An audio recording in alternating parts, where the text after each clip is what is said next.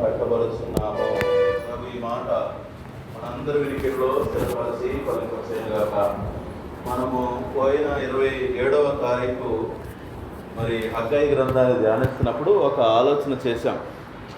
మరి మందిరం అంటే మరి మన యొక్క ఆత్మీయ జీవితాలని, మరి మన ఆత్మీయ జీవితాలను కూడా మనం కట్టుకోవాలని ఎంతమంది జాగ్రత్తగా విన్నారో. హగ్గయి గ్రంథంలో ఇశ్రాయేలు ప్రజలు ఏం చేశారు?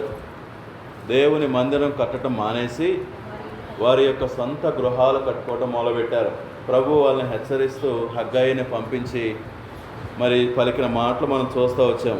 ఆ సందర్భంలో మనం మొదటి సెషన్లో ఏం చెప్పుకున్నామంటే, అసలు దేవుని యొక్క మందిరము, మొట్టమొదటి మందిరం ఎలా కట్టబడింది, ఆ మందిరాన్ని ఎవరు కట్టారు, ఎలా కట్టారు, దేవుని మహిమ ఎలా విడిచిపోయింది, తర్వాత దేవుని మందిరం ఎలాగ పాడైపోయిందో మనం చూసాం. రెండవ సెషన్లో ఏం చెప్పుకున్నామంటే, దేవుని మందిరము ఆగిపోయిన మందిరము అసలు ఎందుకు ఆగిపోయిందో చెప్పుకున్నాం. అసలు దానికి కారణం ఏంటి? అక్కడ మనం ఒక 4 విషయాలు ధ్యానించుకున్నాం. ఏమండి ఏం చెప్పుకున్నాం? అక్కడ విలువల్లో మార్పు వచ్చేసింది, తర్వాత ఆలోచనలో మార్పు వచ్చేసింది, ఆ తర్వాత ప్రాధాన్యతల్లో మార్పు వచ్చేసింది, ఆ తర్వాత అవిశ్వాసము అని మనం చెప్పుకుంటూ వచ్చాం. ఆ తర్వాత ఎలాగా సరిగ్గా కట్టబడాలో కూడా కొన్ని ప్రిన్సిపల్స్ చెప్పుకున్నాం. ఆ తర్వాత ఈరోజు మనం ఏం చేద్దామంటే, దేవుని మందిరము కట్టటము అంటే అర్థమైందంటే, ఇక్కడ పేతురు భక్తులు అంటా ఉన్నాడు కదా, మనమందరము ఎవరమంట? సజీవమైన రాళ్ళు. కాబట్టి దేవుని మందిరము తిరిగి కట్టడం అంటే అర్థమైందంటే సంఘము కట్టబడటము. దేవుని మందిరము తిరిగి కట్టడం అంటే సంఘము కట్టబడటము. సంఘము ఎలా కట్టబడిద్ది? దేని చేత కట్టబడిద్ది? సజీవమైనటువంటి రాళ్ల చేత కట్టబడిద్ది.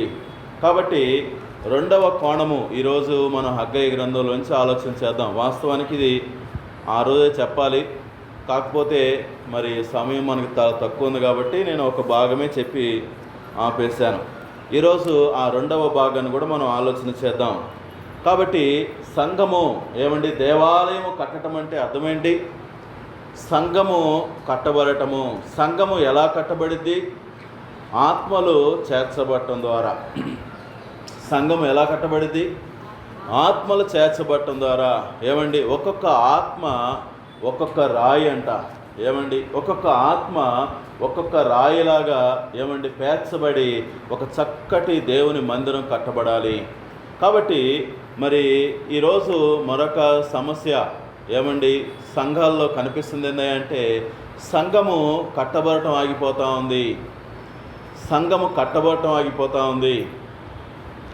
మీరు జాగ్రత్తగా ఆలోచన చేయండి. తొలి దినాల్లో చక్కగానే కట్టబడింది సంఘము. ఒకనొక సమయం వచ్చిన తర్వాత ఏమాగిపోయింది? ఆత్మలు సంఘములో ఏమండి యాడ్ అవటం ఆగిపోయింది. ఎంతమంది అది గమనిస్తూ ఉన్నారో? ఇశ్రాయేలు ప్రజలు కూడా గమనించారు. ఏం గమనించారు? అయ్యో, సంఘము కట్టటము సగంలో ఆగిపోయిందే, ఇంకా ఒక రాయి కూడా కొత్తగా కట్టలేకపోయామే, పాడైపోయింది కదా, ఆగిపోయింది కదా అనేటువంటిది వాళ్ళ కళ్ళకు కనిపిస్తున్నా సరే వాళ్ళు ఏం చేయలేదు? సంఘము కట్టాలి అనే మనసు రావలేదు. అసలు దేవుడు వాళ్ళని రక్షించుకుందే, దేవుడు ఆ చెరలోంచి విడిపించిన ఉద్దేశమే దేనికోసం? సంఘమును కట్టడం కోసము. ఈరోజు దేవుడు ఎందుకు నన్ను రక్షించుకున్నాడు? దేవుడు ఎందుకని పాపం అనేటువంటి ఆ చెరలోంచి దేవుడు నన్ను ఎందుకు రక్షించాడు? ఎందుకు రక్షించాడు తెలుసా? ఒకటే ఉద్దేశము. ఆయన ఉద్దేశం ఏంటి? ఆత్మ సంబంధమైన మందిరము కట్టబడాలి. ఆత్మ సంబంధమైన మందిరము కట్టబడాలి. సజీవమైన రాళ్ళు ఏమండి సంఘములోకి రావాలి. ఆ రాళ్ల చేత దేవుని మందిరము కట్టబడాలి. నా ద్వారా అనేక మంది దేవుని మందిరంలోకి రావాలి. కానీ సమస్య ఏంటో తెలుసా? మనం రక్షించబడ్డాము, ఏమండి, ఎవరో మన కోసం కన్నీరు కాచారు, ఎవరో మన కోసం ప్రయాసపడ్డారు. ఈరోజు మనం రక్షించబడ్డాము. ఇక మనం ఏం చేస్తాం తెలుసండి? ఈరోజు నేను రక్షించబడ్డా కాబట్టి అమ్మయ్య, ఇక నాకు వేరే చింతలేమి లేవు, చక్కగా ప్రార్థన చేసుకుంటా, చక్కగా వాక్యం చదువుకుంటా, చక్కగా నా అవసరాలు ఏంటి, నా కుటుంబం ఏంటి, నేనేంటి, ఇదే మనసు ఏమండి విశ్వాసుల్లో దొరుకుతూ ఉంది. ఆనాడు సంఘము కట్టబడుకోకుండా అడ్డుపడినటువంటి ఆలోచనలు ఏంటి? శత్రువులు ఏం చేశారంట? వారి ఉద్దేశములను చదువుదాం మాట మళ్ళీ ఒకసారి. ఎజ్రా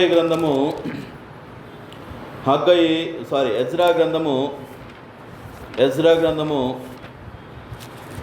వాళ్ళు ఏం చేశారంట?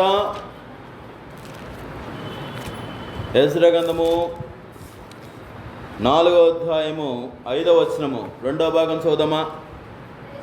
వారి ఉద్దేశమును భంగపరచుటకై వారు మంత్రులకు లంచమిచ్చిరి. ఈరోజు దుష్టుడు ఏం చేస్తాడు తెలుసండి? విశ్వాసుల యొక్క మనస్సుల్లోకి ఒక ఆలోచన తీసుకొస్తా ఉన్నాడు. లివ్ ఏ కంఫర్టబుల్ లైఫ్, సుఖవంతమైన జీవితాన్ని జీవించు. ప్రార్థనలు మారిపోయినాయి. ఎవరి దగ్గరికి వెళ్ళి ప్రార్థనాంశాలు చెప్పండి అంటే 1 2 3 4 5 ఏం చదువుతారు తెలుసా? మొదటి అంశం దగ్గర నుంచి చివరి అంశం వరకు ఏమండి ఇదిగో ఇల్లు కట్టుకోవాలండి, ఏమండి అనారోగ్యం అండి, ఏమండి ఈ సమస్య అండి, ఏమండి ఆ సమస్య అండి. అన్నీ కూడా ప్రార్థనాంశాలన్నీ కూడా ఎక్కడితో ఆగిపోయాయో తెలుసా? ఈ లోకంతో ఆగిపోయాయే. మనం చేసే ప్రతి ప్రార్థనాంశం కూడా ఒకవేళ దేవుడు ఇచ్చాడే అనుకోండి, యాడి తీసుకెళ్తావు? ఒక ఆయన ఉపవాస ప్రార్థన నుండి మరి అడిగాడంట, దేవా నాకు కారు కావాలి ప్రభా, చాలా ఇబ్బంది అవుతుంది ప్రభా, వాన పడుతుంటే మందిరం రాలేకపోతున్నాం ప్రభా, ఎండ వస్తుంటే మందిరం రాలేకపోతున్నాం ప్రభా, చలొస్తుంటే కూడా రాలేకపోతున్నాం ప్రభా. అన్ని సీజన్లో అన్ని రకాల బాధలు ఉంటాయి. చలికాలం బాధే, ఎండాకాలం బాధే. సమస్య అది కాదు, సుఖంగా ఉండాలని ఏమండి కోరుకున్నాడంట. ప్రభు ఇచ్చారు. ఏమండి ఆ యాంగ్జైటీలో, ఆ సంతోషంలో ఏమైపోయింది? గుండె ఆగిపోయిందంట. తట్టుకోలేకపోయాడు బాబు, సంతోషం ఎక్కువైపోయి. ఏడు తీసుకెళ్ళాడు ఆ కారుని?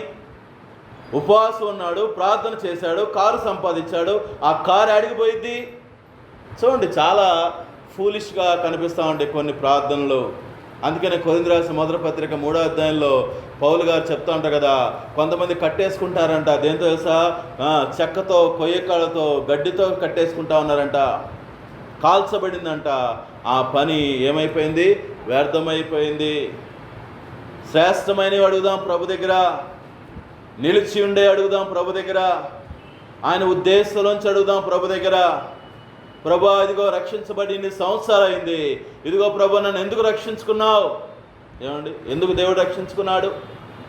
ఎందుకు దేవుడు నీ కోసం ప్రాణం పెట్టి నిన్ను విమోచించాడు? నువ్వు ఎంజాయ్ చేయడానికా? సుఖంగా కూర్చోటానికా? ఈరోజు మీకు 3 కారణాలు చెప్తానండి. హగ్గయి గ్రంథంలో నుంచి ఇశ్రాయేలు ప్రజలు దేవుని మందిరాన్ని కట్టలేకపోవటానికి ఏమండి ఆత్మల సంపాదన అనేటువంటి ఆ కోణంలో నుంచి 3 కారణాలు మనం ఆలోచన చేయడానికి ప్రయత్నం చేద్దాం. ఈ 3 కారణాలు బహుశా మన జీవితంలో ఏమండి ఆత్మల కొరకు వెంపరపడేటువంటి మనసును చంపేస్తున్నాయి. ఆత్మల కొరకు ప్రయాసపడే మనసును చంపేస్తూ ఉన్నాయి. ఆత్మల కొరకు ప్రయాసపడాలనేటువంటి ఆశని చల్లారుస్తూ ఉన్నాయి. చదువుదాం. మొట్టమొదటిది హగ్గయి గ్రంథము 1వ అధ్యాయము చూడండి 2వ వచనము. 1వ వచనం 2వ భాగం చూద్దామా. సైన్యములకు అధిపతి యెహోవా ఆజ్ఞ ఇచ్చినది ఏమనగా, సమయం ఇంకనూ రాలేదు, యెహోవా మందిరమును కట్టించుటకు సమయమును ఇంకనూ రాలేదను అని వీరు చెప్పుచున్నారే. అందుకు యెహోవా వాక్కు ప్రత్యక్షమై ప్రవక్తకు హగ్గయి ద్వారా సెలవిస్తున్నదేమనగా, ఈ మందిరము పాడై ఉండగా మీరు శరంబి వేసిన ఇండలో నివసించుటకు ఇది సమయమా? అసలు సమస్య ఏంటి? ఎందుకు వీళ్ళు మందిరం కట్టడం మానేశారు? పైకి కనిపించేది తెలుసా? చూడండి, ఎజ్రా గ్రంథంలో ఉంటుంది కదా, పైకి కనిపించేటువంటి సమస్య ఏంటి? ఎందుకు ఆపేశారంటే వీళ్ళు 4వ అధ్యాయము, ఎజ్రా గ్రంథము 4వ అధ్యాయము 21వ వచనం చూద్దామా. కాబట్టి ఇప్పుడు ఆ మనుష్యులు ఆ పని చాలించి మేము సెలవిచ్చు వరకు ఆ పట్టణమును కట్టుట మానవలనని ఆజ్ఞాపించుడి. ఇక్కడ కొంతమంది విరోధులు ఉత్తరం రాశారంట. ఎవరెవరికి రాశారు? 6వ వచనంలో అహష్వేరోషుకు రాశారు. తర్వాత 7వ వచనంలో అర్తహషస్తాకు రాశారు. అసలు ఏ రాజు సమయంలో ప్రారంభించబడింది మందిరం? కోరేషు రాజు సమయంలో ప్రారంభించబడింది. కోరేషు తర్వాత ఎవరు పరిపాలించారంటే అర్తహషస్త, అహష్వేరోషు. వీరిద్దరూ కలిసి పారసీకపు దేశపు పరిపాలన చేస్తే 8 సంవత్సరాలు కంబైన్డ్ కింగ్డమ్ ఉంటా ఉండదండి వీళ్ళది. ఇప్పుడు ఈ విరోధులు ఎవరికి ఉత్తరం రాశారు? ఇద్దరికి రాశారు ఉత్తరాలు. ఏమండి, ఈ అర్తహషస్త చూడండి, అర్తహషస్త ఏం చేశాడు? అహష్వేరోషు మామూలుగా ఉన్నాడు, మౌనంగా ఉన్నాడు, ఏం చెప్పలేదు, రిప్లై కూడా ఇవ్వలేదు. కానీ అర్తహషస్త ఏం చేశాడు? ఆ ఉత్తరం విని వాళ్ళు చెప్పిన అబద్ధాలన్నీ కూడా నమ్మి ఏం చేశాడు? ఒక లెటర్ రాశాడు. ఆపేయండి పని ఆపేయండి అని చెప్పంగానే వెంటనే ఆ శత్రువులు ఏం చేశారు? ఆ లెటర్ పట్టుకొచ్చేసి పని ఆపించేశారంట. కనిపించే కారణం ఇదే. ఒకవేళ ఇశ్రాయేలు ప్రజల దగ్గరికి వెళ్ళి, అయ్యా ఎందుకు ఆపేసావయ్యా అంటే ఏం చెబుతారు వాళ్ళు? లెటర్ కాపీ ఇస్తారు. ఏమండి, ఇప్పుడు ఫోన్లు ఉన్నాయి కాబట్టి వెంటనే లెటర్ ఏం చేస్తాం మనం? ప్రూఫ్ ఉండాలిగా. ఒక ఫోటో తీసుకొని పెట్టుకున్నాం దగ్గర. ఎవరైనా వచ్చి ఏంటి కారణం అనగా వెంటనే ఏం చేస్తాం? అన్లాక్ చేసి ఫోన్ చూపిస్తాం. ఇదిగో చూడండి, ఇది సమస్య. పైన రాజు చెప్పాడు. ఏం చెప్పాడు? కట్టొద్దని చెప్పాడు. కాబట్టి మేము ఏం చేస్తున్నాం? కట్టట్లేదు. పైకి కనిపించేటువంటి కారణం ఇదే.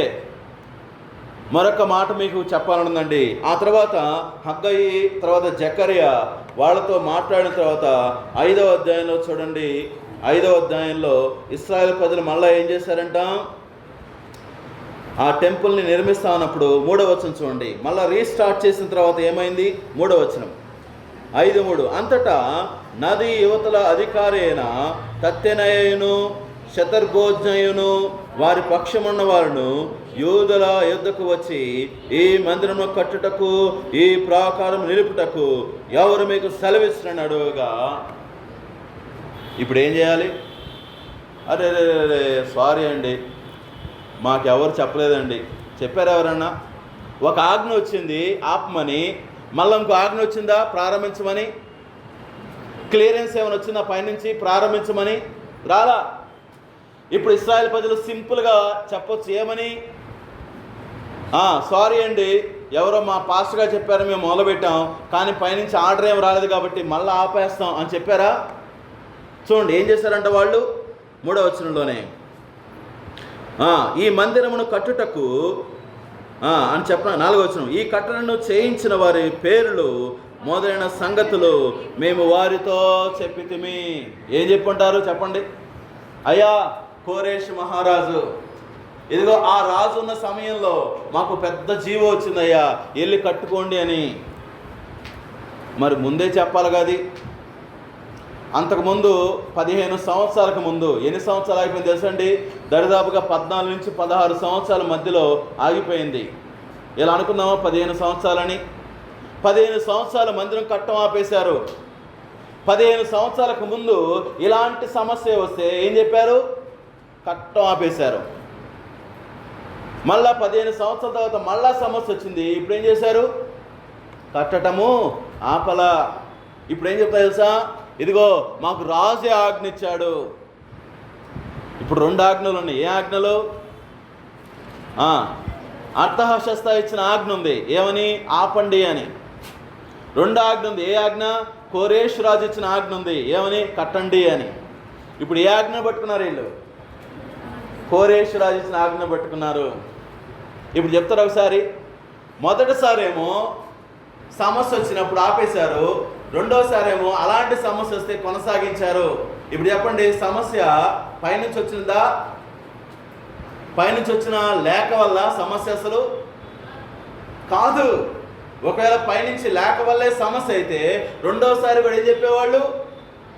అయ్యా రాజు ఆజ్ఞించాడు, అయ్యా ఆత్మని మేము కట్టమయ్యా అని చెప్పేవాళ్ళు. కానీ లేఖను పట్టించుకోలేదు. మీకు అర్థమవుతా ఉందా? ఎందుకు ఇంతసేపు ఈ మాట చెప్పానంటే, సమస్య లేక కాదు, సమస్య వచ్చేటువంటి సమస్య లేకపోతే ఆ యొక్క శత్రు రాజు బట్టి కాదు. సమస్య ఎక్కడ తెలుసా? వాళ్ళ హృదయాలే. వాళ్ళ హృదయాలు ఏమైపోయింది తెలుసేయండి? సెల్ఫ్ సెంటర్డ్ లైఫ్ అయిపోయింది. మొట్టమొదటి సమస్య తెలుసా? సంఘము కట్టబడుకోకుండా ఉండటానికి మొట్టమొదటి రీజన్ తెలుసా అండి? విశ్వాసుల్లోకి దుష్టుడు ఏం తీసుకో తెలుసా? Self centered life, selfish. అందుకనే తిమోతి రాసిన 2వ పత్రికలో మరి అపోస్తలుడైన పౌలు గారు అంత్య దినాల గురించి మాట్లాడుతా, అంత్య దినాల్లో సంఘము ఎలా అయిపోయిందో ఆ మాట చెప్తూ అంటాడు. చూడండి, తిమోతి రాసిన 2వ పత్రిక 3వ అధ్యాయము 1వ వచనము. తిమోతి రాసిన 2వ పత్రిక 3వ అధ్యాయం అంత్య దినములలో అపాయకరమైన కాలములు వచ్చునని తెలుసుకొనుము. ఏలైనగా మనుష్యులు ఏమవుతారంటండి? స్వార్థ ప్రియులు. కాదంటారా? ఈరోజు ప్రభు మనం రక్షించుకున్నారు ఒక ఉద్దేశంతో. ఆ ఉద్దేశాన్ని పక్కన పెట్టేసి నా ఉద్దేశాలు నెరవేర్చుకోవటం కోసం నేను జీవిస్తే దాన్ని ఏమంటామండి? గవర్నమెంట్ వాళ్ళు ఇలా అనుకుందాం, గవర్నమెంట్ వాళ్ళు చాలా మంచి ప్రణాళిక కలిగి ఇంటికి ఒక టీవీ ఇస్తాము. ఈ మధ్యలో ఏదో వచ్చింది నాకు కూడా, ఏమిటంటే వర్క్ ఫ్రమ్ హోమ్ ఉద్యోగం ఇస్తాము, మీకు ఒక కంప్యూటర్ ఇస్తామని చెప్పి అందరికీ తలా కంప్యూటర్ ఇచ్చారు. నా పాయింట్ అర్థమవుతుంది? అందరూ కూడా తల కంప్యూటర్ ఇచ్చి వర్క్ ఫ్రమ్ హోమ్ అని ఇచ్చారు. ఇప్పుడు గవర్నమెంట్ ఉద్దేశం ఏంటి? ఉద్యోగం చేసుకోవాలని. అర్థమవుతా ఉందా? నేనేం చేసాను తెలుసా? చక్కగా దానికి నెట్ కనెక్షన్ పెట్టుకొని మంచిగా యూట్యూబ్ ఆన్ చేసి రోజు పొద్దునుంచి సాయంత్రం దాకా, ఇదివరకేమో పాపం ఆ ఫోన్లో 4 గంటలు వచ్చేది బ్యాటరీ, పద్దాకు రీఛార్జ్ చేసుకోవడం కష్టం. ఇదైతే ఏంటి? డైరెక్ట్గా ప్లగ్లో పెట్టేయడం, సాయంత్రం దాకా చూడటమే. పొద్దునుంచి సాయంత్రం యూట్యూబ్ చూస్తాను అనుకోండి. ఇప్పుడు ఏం చేసినట్టు నువ్వు? సెల్ఫిష్. దాన్ని ఏమంటావు తెలుసా? స్వార్థము. ఒక అధికారి నీకు ఇచ్చిన ఉద్దేశం వేరు, నువ్వు వాడుతున్న తీరు వేరు. ఈరోజు మన జీవితాలు ఏమంటే ఒకసారి ఆలోచన చేయండి. ప్రభువు గనుక మన జీవితాలను రక్షించుకోకపోయినట్లయితే, ఆయన విమోచించుకోకపోయినట్లయితే ఏమైపోయేవాళ్ళం? చాలా ఆలోచించడానికి కష్టమైన విషయం ఇది. దేవుడు మనం రక్షించుకోకపోతే మన జీవితాలు ఎలా వ్యర్థమైపోయాయో. దేవుడు మనం రక్షించుకున్నాడు ఏ ఉద్దేశంతో? ఒక గ్రేట్ పర్పస్తో. ప్రభు ఆల్రెడీ శిష్యులకు రివీల్ చేశారు. ఏమని? మీరు వెళ్ళి ఏమండి యెరూషలేములోను, యోదయలోను, సమరయలోను, భూదిగంతముల వరకు ఏమండి నాకు సాక్షులై ఉండండి, సువార్త ప్రకటించండి. ఈరోజు విశ్వాసులు ఏమైపోయారంటే, ప్రభు ఇచ్చిన రక్షణ మనం తీసుకున్నాము, ఏమండి అనుభవిస్తూ ఉన్నాము. ఏమండి ఈరోజు ఎలా జీవిస్తున్నా తెలుసా? Self centered life. ప్రభు ఇచ్చినటువంటి ఆరోగ్యము, ప్రభు ఇచ్చినటువంటి యొక్క ధనము, ప్రభు ఇచ్చినటువంటి యొక్క జ్ఞానము, ఈ తలాంతులు అన్నీ కూడా దేనికి వాడుతున్నాం తెలుసా? నా ఇల్లు ఎలా కట్టుకోవాలి. ఇదివరకు ఇశ్రాయేల్ ప్రజలకు అంత తెలివి రాలా, శరంబీలు వేసేటువంటి ఇళ్లలో ఉండటం. వెళ్ళారుగా, ఎక్కడికి వెళ్ళారు? మంచి ప్లేస్కి వెళ్ళారుగా, బబులోను. చూసుంటారు అన్ని జనులు ఎలా కట్టుకుంటున్నారో ఇల్లు. భలే ఎక్స్ప్లోర్ చేస్తాం కదా, అద్దెంట్లో ఉన్న వాళ్ళు భలే ఎక్స్ప్లోర్ చేస్తూ ఉంటారు. ఇది భలే ఉంది, ఇది భలే ఉంది, రేపు నేను ఇల్లు కట్టుకుంటే ఏం చేయాలి? ఇలాగే కట్టుకోవాలి. కాబట్టి మొట్టమొదటి సమస్య ఏంటి? Self centered life. హగ్గయి గ్రంథంలో మనం చూసినటువంటి మొట్టమొదటి సమస్య ఏంటి అంటే, ఇశ్రాయేల్ ప్రజలు ఎందుకు దేవుని యొక్క మందిరాన్ని కట్టలేకపోయారంటే, ఏమంటే ప్రాముఖ్యమైన విషయము సెల్ఫ్ సెంటర్డ్ లైఫ్. ఈరోజు ఏమండి దుష్టుడు విశ్వాసుల యొక్క జీవితంలోకి తీసుకొస్తున్నటువంటి చాలా భయంకరమైనటువంటి ఒక మిత్ ఏంటయ్యా అంటే, నువ్వు చక్కగా ఉండు చాలు, నువ్వు ప్రభుని నమ్ముకున్నావు కదా ఒక మంచి ఉద్యోగం చేసుకో, నువ్వు ప్రభుని నమ్ముకున్నావు కదా చక్కగా కుటుంబాన్ని కట్టుకో, నువ్వు ప్రభుని నమ్ముకున్నావు కదా నువ్వు చక్కగా కంఫర్ట్గా జీవించు, ఒకవేళ ఏదైనా సమస్య వస్తే వెంటనే ప్రార్థన చేయి, గ్రూప్లో పోస్ట్ పెట్టు మా కోసం ప్రార్థన చేయండి అని, చాలు ఇశ్రాయేలు ప్రజలు ఏం చేస్తారంట? చదువుదా మాట ఒకసారి మళ్ళీ. హగ్గయి గ్రంథము ఏం చేస్తారంట వీళ్ళు? 4వ వచనము, ఈ మందిరము పాడై ఉండగా మీరు సరంబి వేసిన ఇంటిలో నివసించుటకు ఇది సమయమా. చక్కగా నివసిస్తున్నారంట 15 సంవత్సరాలు. చూడండి, తక్కువ టైం ఏం కాదు అది. దేవుని మందిరం, అంత పెద్ద మందిరం కట్టడానికి ఎంత టైం పట్టింది? మొదటిసారి 7.5 years, 7.5 సంవత్సరాలే పట్టింది. 7 సంవత్సరాల 6 నెలలు పట్టింది అంత పెద్ద మందిరం కట్టడానికి. చిన్న చిన్న ఇళ్ళు ఎంతసేపు పడతాయండి? మహా అయితే 1 సంవత్సరం కట్టేసుకుని ఉంటారు, లేదా 2 సంవత్సరాలు కట్టేసుకుని ఉంటారు. ఆ 2 సంవత్సరాల తర్వాత మిగిలిన 12 సంవత్సరాలు వాళ్ళు ఏం చేస్తున్నారు? దేవుడు విమోచించినటువంటి ఆ యొక్క సన్నివేశాన్ని మర్చిపోయారు. అక్కడ ఉన్నప్పుడు ఎంతో బాధపడ్డారు. మా జీవితాలు ఏంటి ఎలా అయిపోయినాయి, మమ్మల్ని ఎవరు రక్షిస్తారు? అంత బాధపడిన వాళ్ళు దేవుడు విమోచించిన తర్వాత ఏం మర్చిపోయారు? ఆ విమోచించిన ఉద్దేశమే మర్చిపోయారు పేరా. అందుకని చూడండి, ఫిలిప్పీ పత్రికలో అపోస్తలుడైన పౌలు గారు ఈ మాట చెప్తా ఉంటారు. చూద్దామా, ఫిలిప్పీ పత్రిక 2వ అధ్యాయము. ఈ సమస్య ఇప్పుడు కాదంట, పౌలు గారు ఉన్న సమయంలో నుంచే ఏమండి దుష్టుడు ఈ సమస్యని సంఘాల్లో పెట్టేశాడు. చూడండి, ఫిలిప్పీ పత్రిక 2వ అధ్యాయము 4వ వచనము, మీలో ప్రతి వాడును తన సొంత కార్యము మాత్రమే కాక ఇతరుల కార్యములు కూడా చూడవలెను. ఆ తర్వాత 21వ వచనం చూద్దామా, అందులోనే అందరూ తమ సొంత కార్యములనే చూచుకొనుచున్నారు. జాగ్రత్తగా వినండి, ఏమంటా ఉన్నాడు? మీలో ప్రతి వాడు, మీలో చాలామంది ఏం చేస్తున్నారంట? తమ సొంత పనులే చూసుకుంటున్నారు. ప్రేమైనటువంటి దేవుని బిడ్డలారా, ఒక్కసారి ఆలోచన చేద్దామా? ప్రభు యొక్క బల్ల దగ్గరికి వెళ్ళే ముందు ఏమండి యథార్థంగా మనం ఒకసారి ఆలోచన చేద్దామా?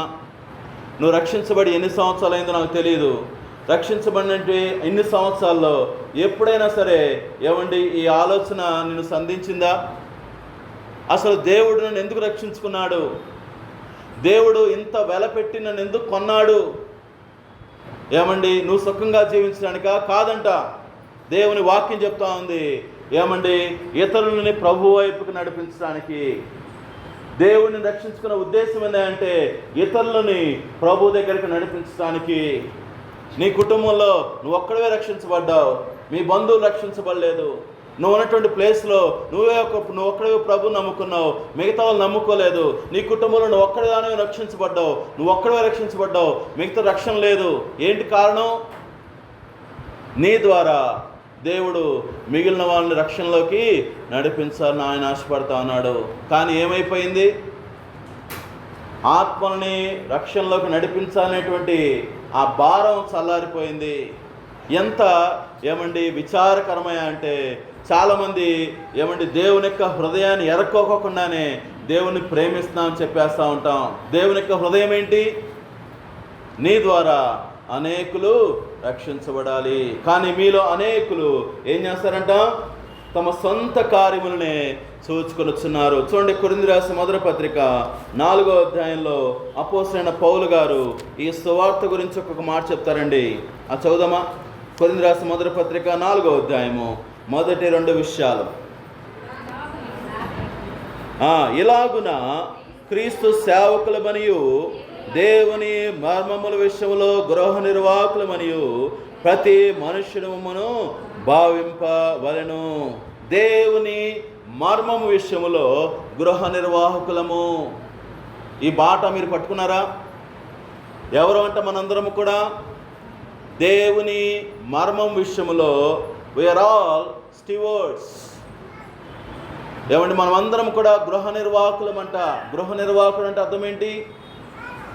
మరొక మాట మీకు చదివించి దీన్ని మీకు ఎక్స్ప్లెయిన్ చేస్తాను. తెస్సలోనికి రాసిన మొదటి పత్రికలో కూడా ఇంకొక మాట, ఇలాంటి మాటే చదివి మనం దీని గురించి ఆలోచన చేద్దాం. 2వ అధ్యాయం 4వ వచనం. తెస్సలోనికి రాసిన మొదటి పత్రిక 2వ అధ్యాయం 4వ వచనం. సువార్తను మాకు అప్పగించడానికి యోగ్యులమని దేవుని వలన ఎంచబడిన వారమై మనుషులను సంతోషపెట్టేవారము కాక మన హృదయం సంతోషపెట్టు దేవునినే పరీక్షించు దేవుణ్ణే సంతోషపెట్టే వారమే బోధించాం. ఈ సువార్త మాకేమైందంటున్నాడు? అప్పగించబడింది. ఈ రెండు మాటలు పట్టుకోండి. దేవుని మర్మం విషయమై గృహ నిర్వాహకులము. రెండోది ఏంటిది? సువార్త అప్పగించబడింది. ఈ రెండు మాటలు ఒకసారి చెప్పుకుందామా అందరం? మొట్టమొదటి ఏంటిది? నేను ఏంటి? దేవుని మర్మం విషయమై గృహ నిర్వాహకుడని. రెండోది ఏంటిది? సువార్త నాకేమైంది? అప్పగించబడింది. ఈ రెండింటికి అర్థమైంది తెలుసా? దేవుడు ఒకరోజు ఈ అన్నిటి విషయంలో ఏమని తెలుసా అండి? లెక్క అడుగుతాడంట. గృహ నిర్వాహకుడిని యజమాని ఏమడుగుతాడు? విన్నారు ఈ మాట? గృహ నిర్వాహకుడిని యజమాని ఏమడుగుతాడు? లెక్క అడుగుతాడు. ఏం చేశావు? మత్తయి సువార్త 20వ అధ్యాయంలో ఏమండి చాలా స్పష్టంగా ఆ విషయాలు ఉంటాయి. దేవుడు అడుగుతాడు, నేను నిన్ను రక్షించుకున్నాను, ఇదిగో ఇన్ని సంవత్సరాలు నీకు సమయం ఇచ్చాను, ఇన్ని సంవత్సరాల్లో నేను నీకు ఇచ్చినటువంటి ఈ మర్మమైనటువంటి ఏమండి క్రీస్తుని నువ్వు అనుభవిస్తూ ఏం చేశావు? ఏమండి ఒక ఆయన ఈ పాట రాశాడు, ఏమండి సిగ్గుపడక నీ ఎదుట ఏమండి నిలబడినట్లుగా ఒక్క ఆత్మనైనా సరే నేను రక్షించుకోలేకపోతే ఏం చేస్తాను? నేను రేపు దగ్గర సిగ్గుపడుతునేమో. ఒక్క ఆత్మనైనా సరే నేను రక్షణలోకి నడిపించకపోతే నేను సిగ్గుపడతానేమో. మే నెలలో అరకులోకి ఒక క్యాంప్ పెడితే ప్రభు నాతో మాట్లాడే మాట ఇదేనండి. నేను సేవకు వచ్చి 6 నెలలు అయినప్పటికీ పేతురు రాసిన పత్రిక ధ్యానిస్తా అన్నవాళ్ళు ఒక మాట చెప్పారన్నమాట. ఏమని అంటే, పేతురు జాలరి, అతనికి ఒక అనుభవం ఉంది. ఏ అనుభవం అంటే చేపలు పట్టే అనుభవము. దేవుడు పేతురుతో అన్నాడు, ఇదిగో మనుషులను పట్టు జాలరులుగా నేను చేస్తానని. ఈరోజు దేవుడు మనకు కూడా ఇచ్చిన ఆజ్ఞదే, మనుషులు పట్టే జాలరుగా మనం ఉండాలని. ఏమండి ఒక ఆత్మని సువార్త చేసి మందిరంలోకి నడిపించిన అనుభవం ఉందా? చాలాసార్లు సువార్తనంగానే ఎవరికి ఆపదిస్తాం? ఆంటీ వాళ్ళని, లేకపోతే అంకుల్ వాళ్ళు, లేకపోతే అన్న వాళ్ళు. కాదంట, it is every one responsibility. రక్షించబడిన ప్రతి విశ్వాసికి దేవుడిచ్చిన బాధ్యత. బాధ్యత అనే మాట ఎందుకు ఇన్నిసార్లు చెప్పానంటే, దేవుడు ఒక రోజు లెక్క అడుగుతాడు. అక్క, అన్న, తమ్ముడు, చెల్లి, ఈ మాట ఎప్పుడూ మర్చిపోకండి. దేవుడు నిన్ను అడిగే లెక్క ఏంటి తెలుసా? మొట్టమొదటిగా, నేను నీకు ఇచ్చినటువంటి ఈ మర్మాన్ని నువ్వేం చేశావు? అప్పగించబడిన సువార్త విషయంలో దేవుడు ఏమడుగుతాడు? లెక్క అడుగుతాడు. యేసుగారి గ్రంథంలో ఈ మాట మనం చూస్తాము. ఇదిగో వారి ఆత్మల విషయంలో నేను నిన్ను లెక్క అడుగుతాను. నీ స్నేహితుల విషయంలో దేవుడు నిన్ను లెక్క అడుగుతాడు. నీ బంధువుల విషయంలో దేవుడు నిన్ను లెక్క అడుగుతాడు. నీ ఇంట్లో ఉన్నటువంటి రక్షణ లేని వారి విషయంలో దేవుడు నిన్ను లెక్క అడుగుతాడు. ఏం చెప్తాం? మొట్టమొదటి సమస్య ఏంటి? Self centered life. ఏమండి? Self centered life. తెస్సలోనికీయులకు రాసిన మొదటి పత్రికలో ఏమండి, తర్వాత మనం చూద్దామండి. రెండవ చూద్దానండి. హగ్గయి గ్రంథంలో రెండవ సమస్య ఏంటి? హగ్గయి గ్రంథము, ఇశ్రాయేలు ప్రజలు ఆ మందిరాన్ని కట్టుకోకుండా ఉండటానికి మరొక కారణం ఏంటో తెలుసా? 2వ అధ్యాయము 2వ వచనం చూద్దామా? సరే, 3వ వచనం చూడండి. పూర్వకాలమున ఈ మందిరము కలిగిన మహిమను చూచిన వారు మీలో ఉన్నారు కదా, అట్టి వారికి ఇది ఎట్టిదిగా కనబడుచున్నది. ఏమండి, చాలామంది మొదటి టెంపుల్ని చూసినటువంటి ముసలి వాళ్ళు ఉన్నారంట, పెద్దవాళ్ళు ఉన్నారంట. వాళ్ళు చూసి అంటున్నారంట కట్టే వాళ్ళని, అయ్యా మనం కడుతున్నాం బాగానే ఉంది, కానీ ఇదివరకు ఉన్న టెంపుల్ లాగా లేదే, ఇదివరకు ఉన్నట్టుగా ఇది కనపడట్లేదే. అంటే వీళ్ళు ఏం చేస్తున్నారు? ఎంకరేజ్ చేస్తున్నారా? ఓ రకంగా ఏం చేస్తున్నారు తెలుసా? డిస్కరేజ్ చేస్తున్నారు. మీరేం చేయగలుగుతారు? ఇదివరకు అంటే చేశారు. ఏమండి, దుష్టుడు మరొక నిరుత్సాహాన్ని తీసుకొస్తాడు. ఏమండి, ఆత్మల కొరకు ఒకవేళ మనం ప్రయాసపడాలనుకుంటే ఏమంటారు తెలుసా? వాళ్ళంటే చేయగలిగారు, లేకపోతే ఇదివరకంటే పరిస్థితులు వేరేలాగా ఉన్నాయి. ఎలా అంట? వేరేలాగా ఉన్నాయి. అప్పుడు చెప్తే చక్కగా వినేవాళ్ళు. కానీ ఇప్పుడు పెద్ద దీర్ఘం తిత్తాం కదా, ఏమని? ఇప్పుడు ఏం జరగదు, ఇదివరకులాగా జరగదులే. ఇదివరకంటే వినేవాళ్ళు, ఇప్పుడు వింటలేదులే. ఇదివరకంటే ఒక మాట చెబితే అంగీకరించేవాళ్ళు, ఇప్పుడు ఆ పరిస్థితులు లేవులే. నిజమే, పరిస్థితుల్లో మార్పు ఉండొచ్చేమో. ఏమండి, మొదటి టెంపుల్తో పోలిస్తే రెండో టెంపుల్ ఎలా ఉంది? నిజానికి తేడా ఉంది, అర్థమవుతుందండి. మొదటి టెంపుల్ ఏమో అన్నీ కూడా కొత్త మెటీరియల్స్తో తయారు చేస్తే, సెకండ్ టెంపుల్ వచ్చేవాడికి ఏంటి, దేంతో తయారు చేశారు? Second hand. ఆల్రెడీ వాడినటువంటి ఆ రాళ్ళు ఉన్నాయి కదా, వాటితోనే మళ్ళా కట్ట మొదలుపెట్టారు.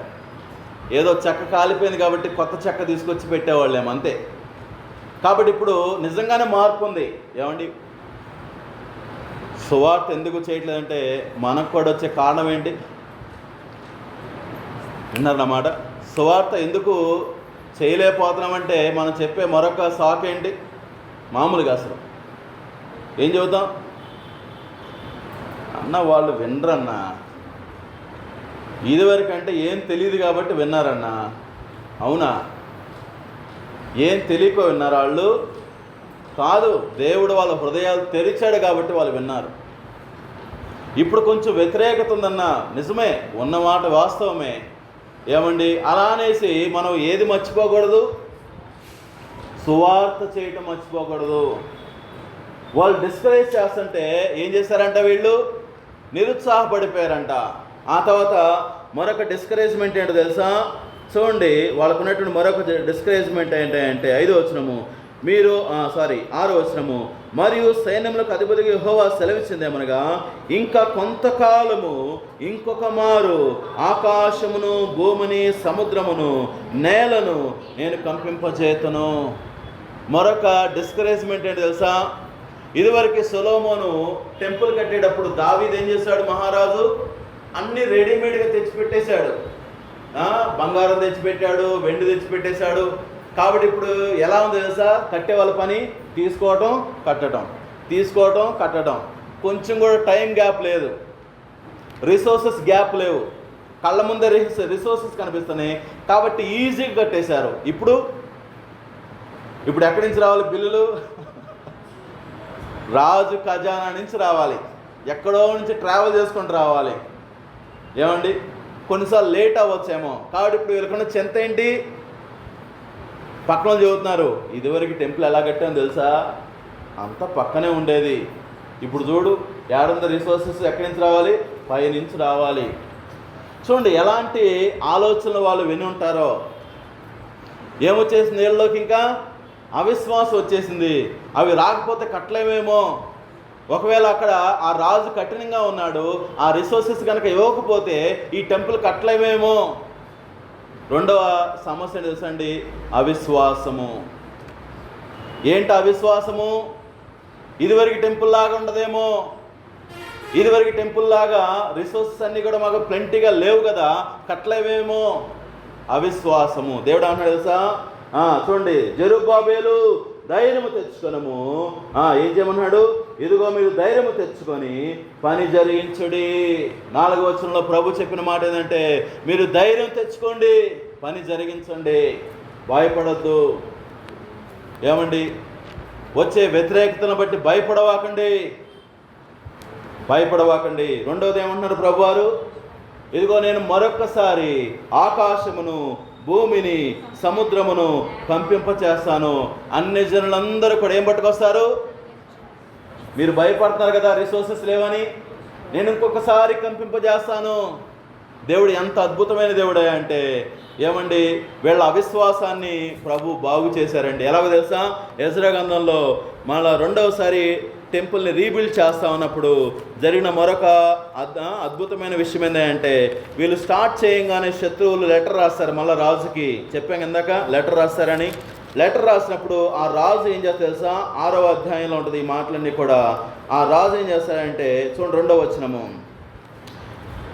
అప్పుడు మొదటి 2 వచనాలు, అప్పుడు రాజైన దర్యావేషు ఆజ్ఞ ఇచ్చినందున బబులోన్లో ఖజానాను దస్తావేజు కొట్టులలో వెదకగా మాదీల ప్రదేశమందు ఎగ్బత్తానాయను పురములో ఒక గ్రంథము పేపర్లు కూడా కాదంట, గ్రంథము దొరికిందంట, పుస్తకం రాశాయంట. ఆ పుస్తకం నిండా డీటెయిల్స్ చదవడానికి టైం లేదు, కానీ మీరు ఇంటికి వెళ్ళి చదువుకోండి. ఏమండి 6వ అధ్యాయం చదవండి. ఎంత అద్భుతంగా కోరేష్ మహారాజు ప్రతి గ్యాప్ని ఫిల్ చేయమని ఆజ్ఞించాడో, వాళ్ళకి కావాల్సిన ప్రతిదీ మీరు ప్రొవైడ్ చేయండి అని ఆజ్ఞించాడండి. దేవుడు ఎంత మంచివాడే అంటే, ఏమండి దర్యావేషు రాజు యొక్క హృదయాన్ని కదిలించాడు. కదిలించడం బట్టి దర్యావేషు రాజు ఏమని ఆజ్ఞించాడో తెలుసా? చూడండి, అక్కడ 6వ అధ్యాయంలోనే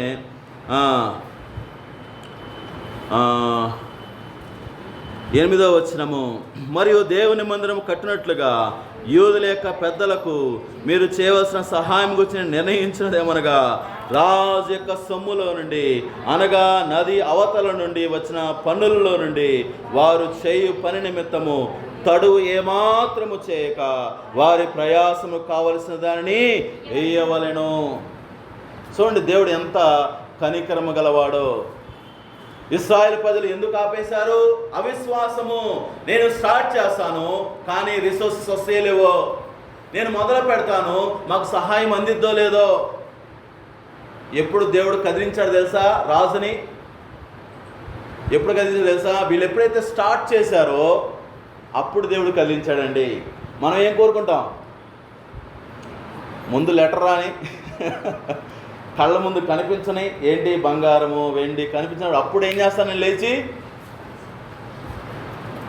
ఆయన వచ్చి ఏడవాలి నా ముందు. ఎవరు? మా నాన్న వచ్చి ఏడవాలి, అప్పుడు చెబుతా సువార్త. మా తమ్ముడు వచ్చి ఏడవాలి, అమ్మో నేను ప్రభువు నమ్ముకోకుండా చాలా తప్పు చేశాను, ఇప్పుడైనా నాకు చెప్పవా అని ఏడితే అంట, అది చూసంట మనకు భారం వచ్చేసి ఏం చేస్తా? సువార్త చెప్తాను.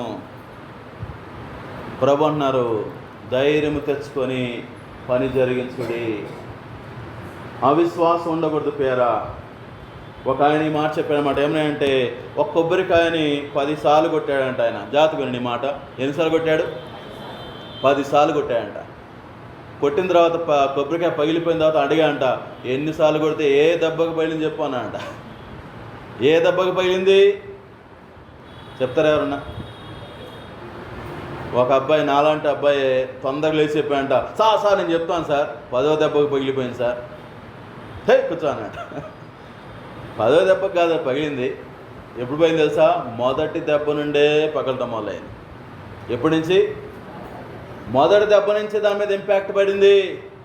చాలాసార్లు ఒకసారి కొడతాము, ఏమొచ్చేస్తుంది? వినట్లేంకా. ఒకసారి చెప్పాడయ్యా, పాస్టర్ గారు చెప్పాడు, ఒకసారి ఆ బ్రదర్ చెప్పాడు, ఇంకోసారి ఈ బ్రదర్ చెప్పాడు, ఈయన మారడండి, ఇంకా ఈ అక్క ఫిక్స్ అయిపోయింది. పెద్ద సీల్ రాసేస్తాం ఏమని? ఈయన మారడు, మా అబ్బాయి మారడు. అవిశ్వాసము. ఆత్మల కొరకు ప్రయాసపడకోకుండా అడ్డుపడినటువంటి, ఏమంటే మందిరము కట్టుకోకుండా అడ్డుపడినటువంటి రెండవ సమస్య ఏంటి? అవిశ్వాసము. పేరా ఈ మాట ఎప్పుడు మర్చిపోకండి. సువార్త పరిచర్య అనేది జత పని, మనం చేసేది కాదు. చాలాసార్లు పొరపాటు ఎలా అంటే, ఏమని నేను చెబుతాను రక్షించబడతాడా, నేను రక్షించుకోలేనేమో అన్నా. మనం చేసేది కాదు అది. చూడండి, అందుకని అపోస్తలుడైన పౌలు గారు ఒక మాట అంటాడు. కొరింథీ రాసినటువంటి మొదటి పత్రిక, కొరింథీ రాసిన మొదటి పత్రిక 3వ అధ్యాయము 9వ వచనం చదువుదాం ఈ మాట. మేము దేవుని జతపరమారమై ఉన్నాము, మీరు దేవుని వ్యవసాయము, దేవుని గృహమై ఉన్నారు. ఎవరంట వీళ్ళు? సువార్త పని చేసే వాళ్ళు. ఎవరంట? దేవునితో జత పని. జాగ్రత్తగానండి. సువార్త చేసేటప్పుడు మనం గుర్తుపెట్టుకోవాల్సిందే అంటే, నేను ఏమండి చెప్పేవాడినే, నేను మార్చను. చాలాసార్లు ఏమంటా అంటే, నేను ఎలా కన్విన్స్ చేయాలి అబ్బాయిని, నేను ఎలా కన్విన్స్ చేయాలి? మనం కన్విన్స్ చేయలేము.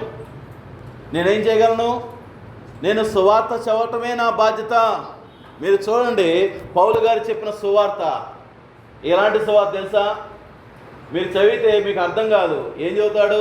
ఇదిగో మీరు యేసు ప్రభుని సిలువ వేశారు, ఆయన్ని మేము ప్రకటిస్తానంగానే అందరూ ఏడుస్తా ప్రార్థన చేసేవాళ్ళంట. ఏం సువార్త అది?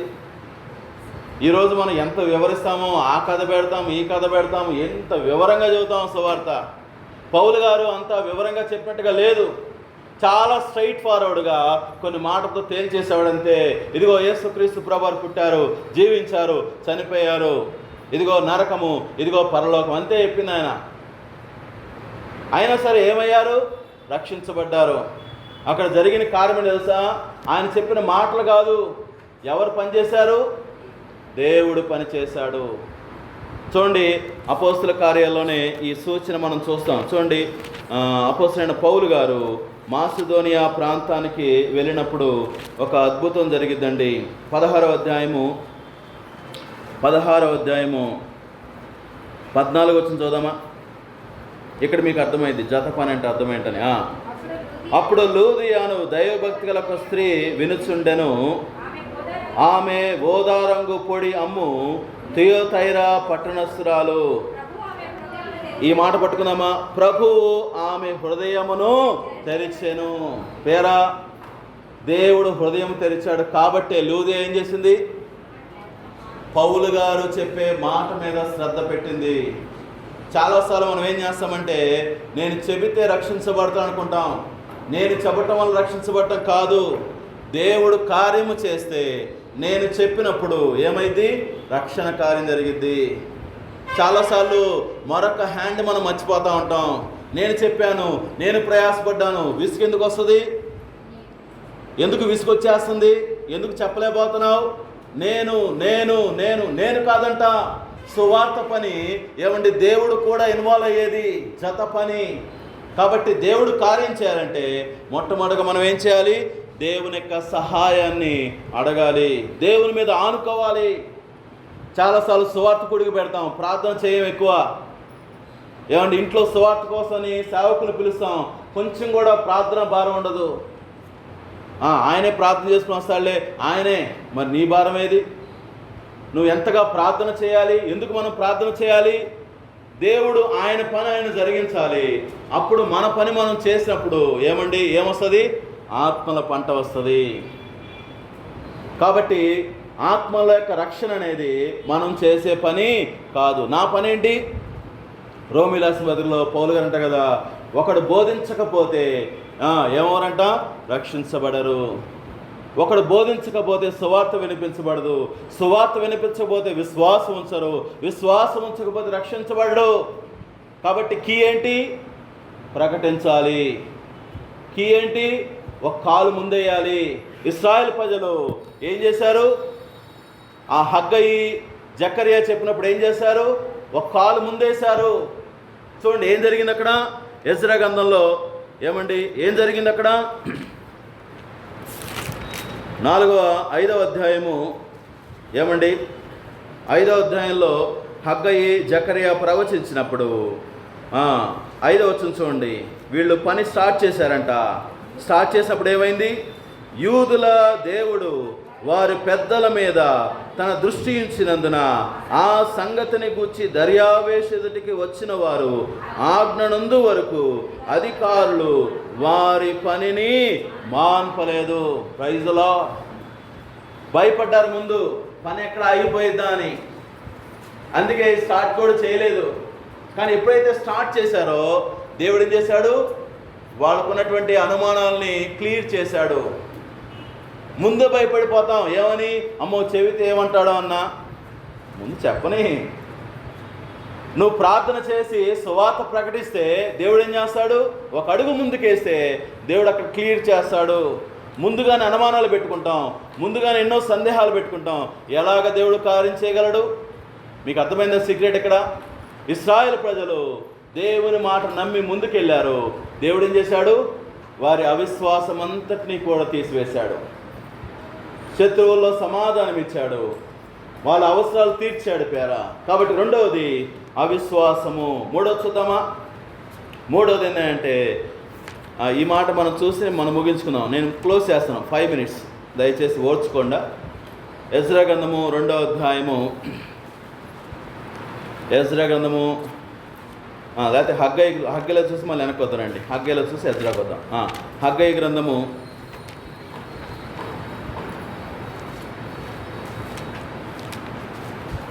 2వ అధ్యాయము 14 వచనం చూద్దామా?